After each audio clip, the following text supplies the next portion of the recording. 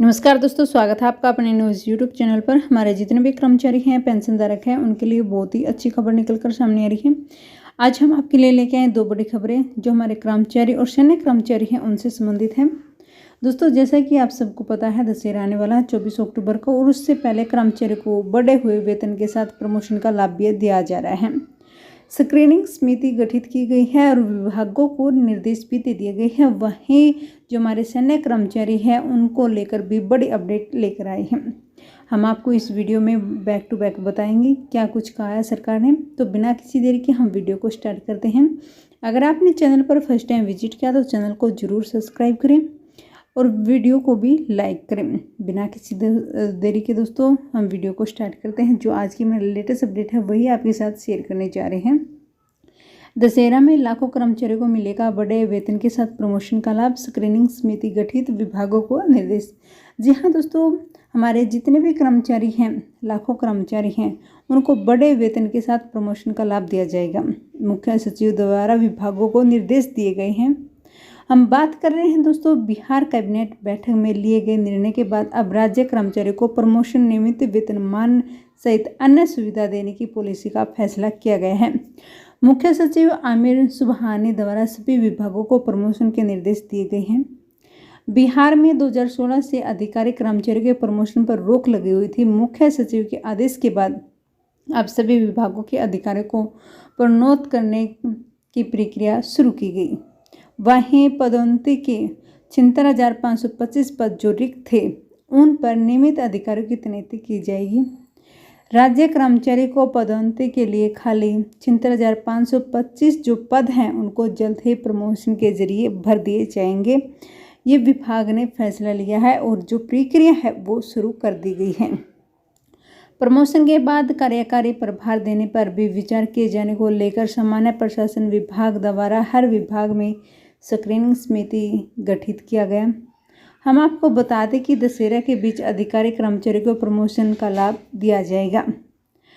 सामान्य प्रशासन विभाग द्वारा 5 जो पदाधिकारी को भी मनोनीत किया जाएगा। सामान्य प्रशासन विभाग द्वारा विभागीय प्रधान सचिव और समक्ष पदाधिकारी की अध्यक्षता में गठित समिति में 5 पदाधिकारी को मनोनीत किया गया है।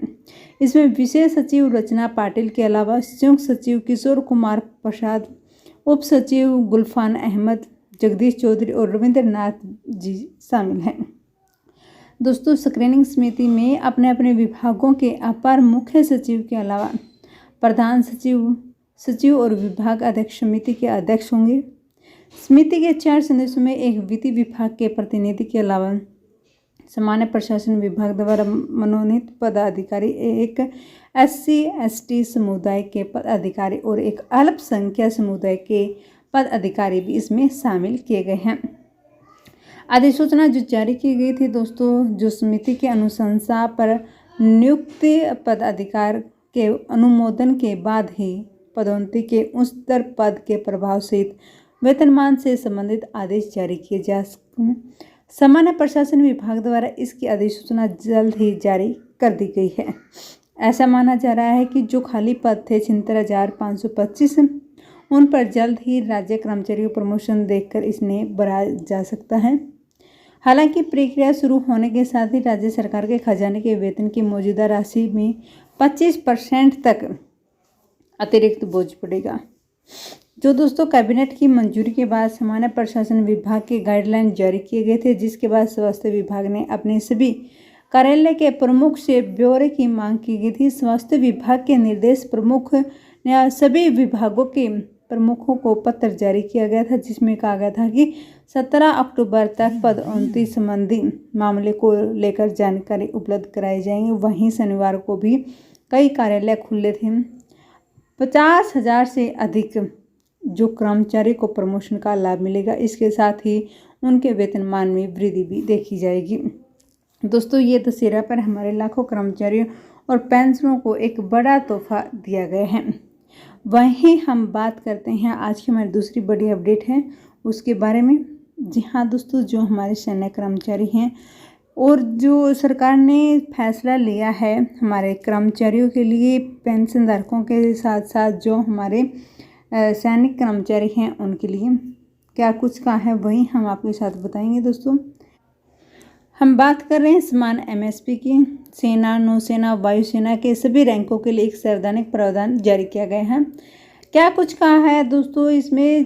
जो सरकार ने हमारे जो संविधान में निहित समानता के अधिकार की रक्षा बलों से सार्वजनिक सामाजिक वर्ग की परवाह किए बिना सभी नागरिक और संवैधानिक निकाय द्वारा अक्षर पालन किया जाना चाहिए, जंतर मंतर पर आंदोलन कर रहे दिग्गजों का कहना है।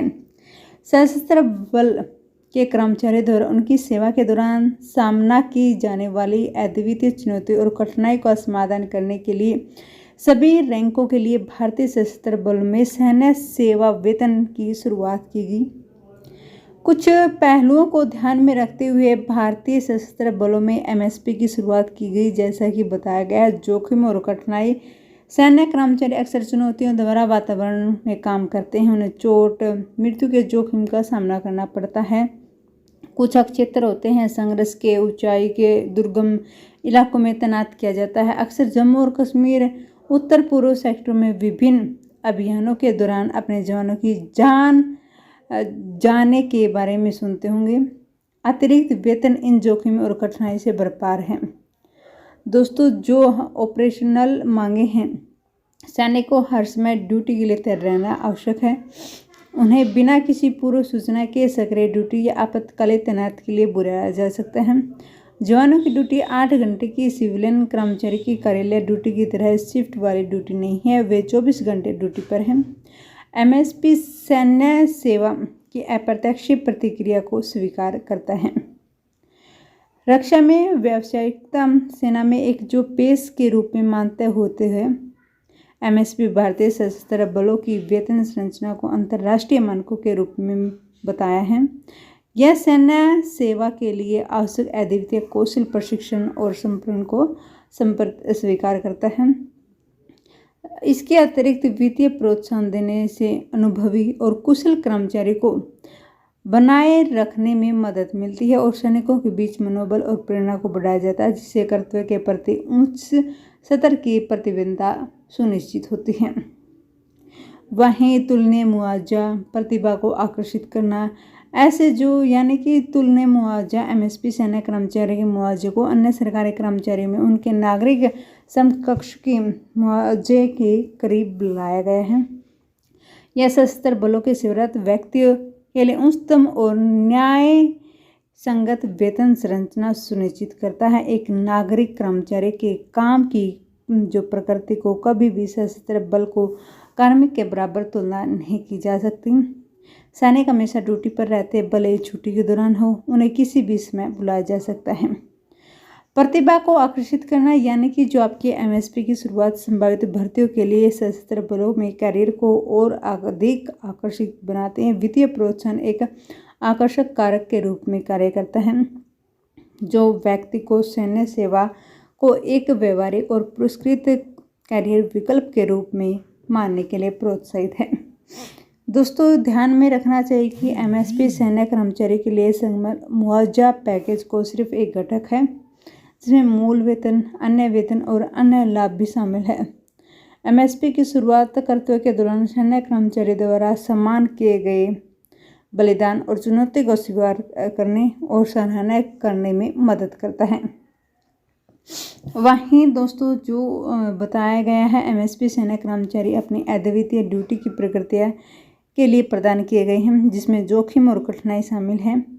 वहीं दोस्तों, किसी ऑपरेशन या युद्ध के दौरान 90% जवान सीधे जमीन पर दिखाई देते हैं और सक्रिय ऑपरेशन या युद्ध में भाग लेने वाले 20% अधिकारियों की तुलना में जो जीवन के नुकसान का जोखिम 80% होता है। इसलिए अधिकारियों के लिए जीवन का जोखिम तुलना रूप से कम है, लेकिन सरकार के अधिकारियों को एमएसपी के 15,500 रुपये यानी कि 3 गुना राशि, नर्सों को 10,500, 2 गुना अधिक राशि एमएसपी दी गई, जबकि इसकी तुलना में जवानों को, जेसीओ को सिर्फ 5200 रुपये है। तो दोस्तों, उपरोक्त जो बताया गया है, जवान और जेसीओ को एमएसपी के अनुदान में विसंगतियां हैं और असमानता को दूर करने के लिए सरकारी प्राधिकरण को इसकी सूचना दी गई है। न्याय पाने के लिए चंडीगढ़ हाईकोर्ट में केस दायर किया गया। हजारों की संख्या में सेवानिवृत्त जवान जेसीओ अपनी आवाज़ उठाने के लिए जंतर मंतर पर लंबे समय से जो आंदोलन कर रहे हैं।